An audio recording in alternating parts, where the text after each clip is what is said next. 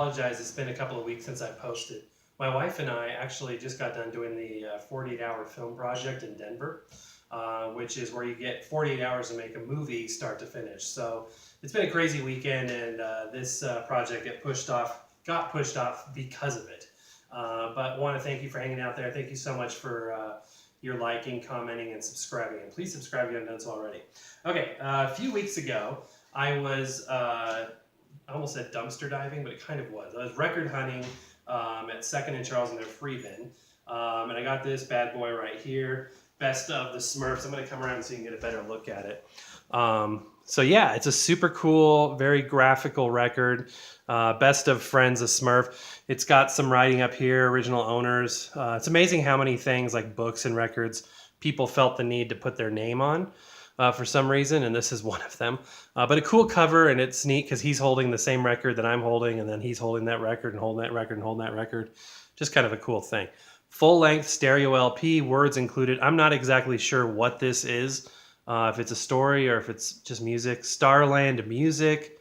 Down here we got sessions. On the back, some cool graphics, and it looks like there's songs. Smurfing Around the World, Smurf Square Dance. This is interesting. Under license from Polygram, which I think was the company that made the cartoons. And then this is really interesting. It was recorded at the Dureco Studio in Holland and published by Dutchy Publishing in Holland. So that's kind of interesting. Also available. And if you see at the bottom there, you can also order the 8-track cassette version or the cassette tape version, which pretty much dates it. But if you weren't sure, right up here, 1982. So yeah, early 80s. So I've never listened to this. I'm sure it's dirty. Let's go ahead and open it. Just doing it like this so you can see it. Pretty dirty, pretty scratchy. I was really hoping this record would be blue. For some reason, I think that would be really cool, but it's not, obviously. But it does have a really cool label right there. So paper label. The record quality, it's pretty thin. Feels kind of like a 70s RCA, late 70s RCA. Super scratched. I mean, this, kids' records are notoriously scratched because the kids, don't care. You just throw it on and off, drag the needle over it. You just don't even mind that stuff. I did the same thing. So it's dirty. It's ugly. It's in poor condition.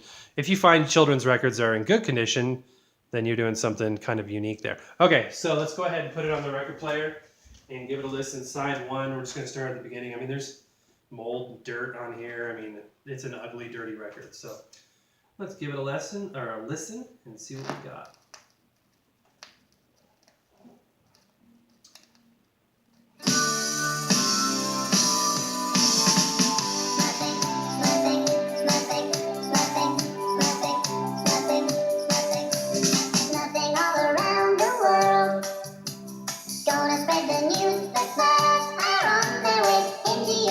Wondered if they have certain people they use for the Smurf voices, or if they just take anybody's voice and Smurfify it or something.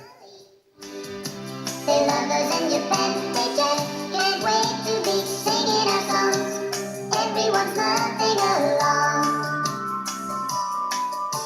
Smurfing, Smurfing, look at us on the... Yep, very 80s. Let's go ahead and flip it over and listen to the B side and see what we got on this side. Never started a record backwards before. It's kind of interesting.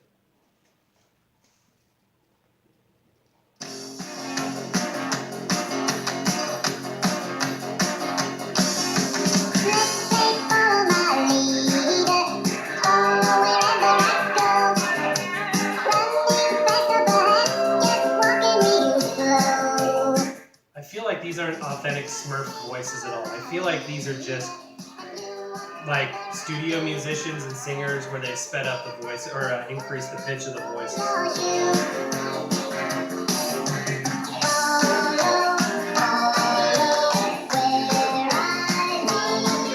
All right, guys.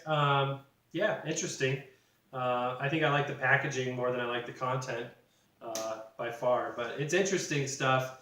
If you're a child of the 80s like I am, this is something that you'll definitely remember. And you can't beat free. So anyway, I hope you guys enjoyed that. Just another example of what you might find out there collecting and searching and archiving records in the wild there. So something interesting, probably clean this up, archive it, pull it out every now and then just because it's fun and interesting and nostalgic for those of us who grew up in the 80s. So anyway, okay, if you have not subscribed yet, you really need to do so. Again, 90% of you are not subscribed. I know who you are. Actually, I don't know who you are, but I want you to be, fully in the family. So hit the subscribe button. You'll get like a not too often notified when we upload content. We're only doing about a show a week right now. It's a good pace, I think. And so you'll get about one email a week, from YouTube. If you want a notification more often than that, then thank you. There's a little bell icon, I think it is, that you can click on and you can get that. So anyway, thanks for watching. Happy record hunting. We'll see you next time.